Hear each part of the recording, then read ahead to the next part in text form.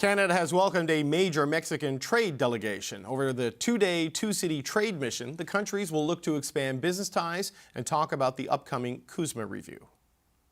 The Canada-Mexico relationship is bonded, as I said, by common values, by economic ambitions that have generated very considerable prosperity for both our countries over decades. We want to work very closely with Canada, not just in this year, but the next 10, 20, or 50 years. Canada and Mexico are quietly making moves that could change North America forever.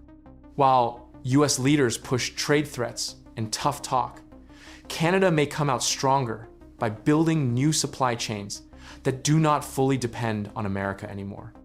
If this plan works, US companies could lose power, money, and control faster than expected. Canadian and Mexican officials met in Toronto during one of the most politically sensitive periods for North American trade since the USMCA replaced NAFTA in 2020. The delegation arrived as businesses across the continent faced uncertainty linked to US tariff threats, election year trade rhetoric, and ongoing disputes over manufacturing rules.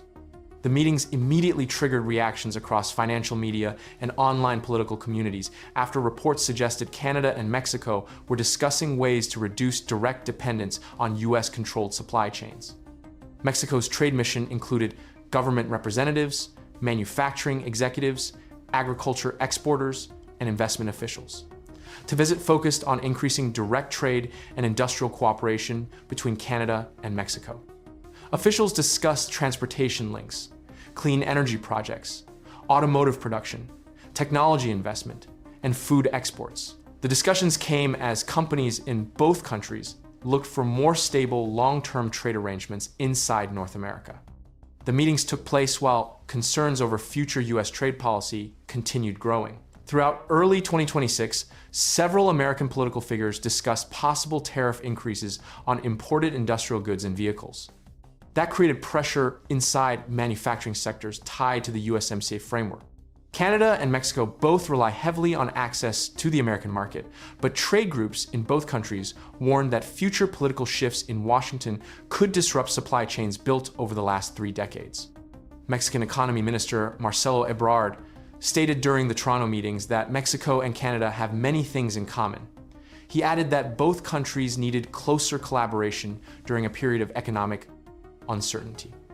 Canadian officials also confirmed discussions about expanding bilateral investment opportunities between the two economies. The talks focused heavily on sectors already integrated through continental manufacturing systems. The automotive industry remained one of the central topics during the meetings. Canada and Mexico are deeply connected through North American vehicle production networks.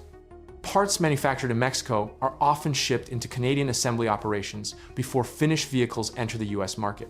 Industry analysts noted that any disruption involving American tariffs or border restrictions could force manufacturers to redesign production routes across the continent.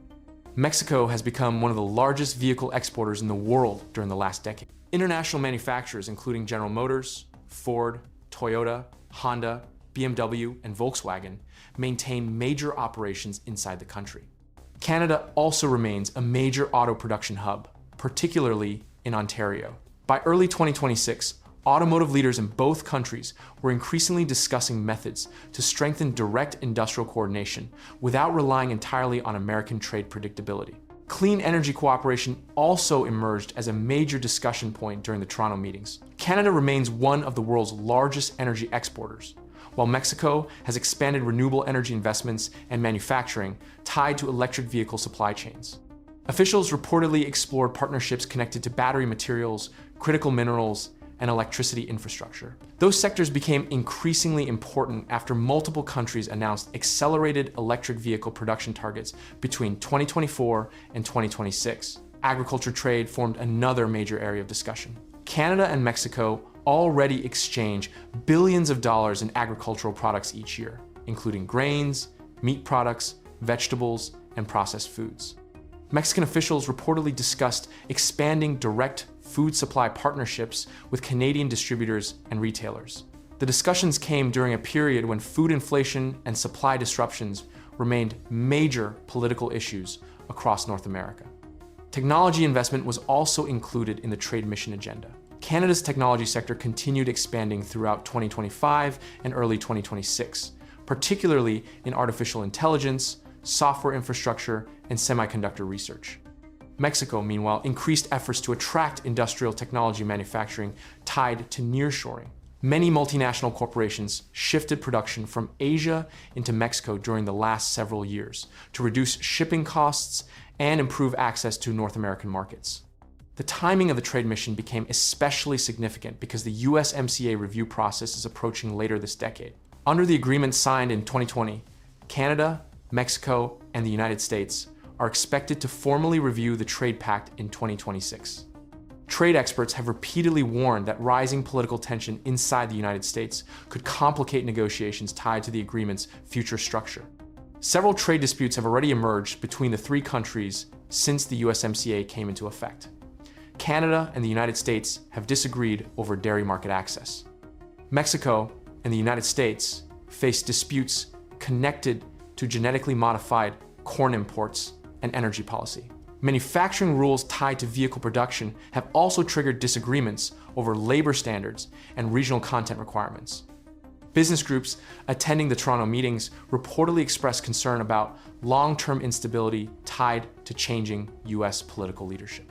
Companies operating across North America rely on stable border access, predictable customs procedures, and synchronized regulations.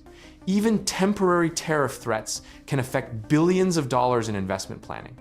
Several corporations have already adjusted logistics strategies over the last 2 years due to fears surrounding future trade restrictions.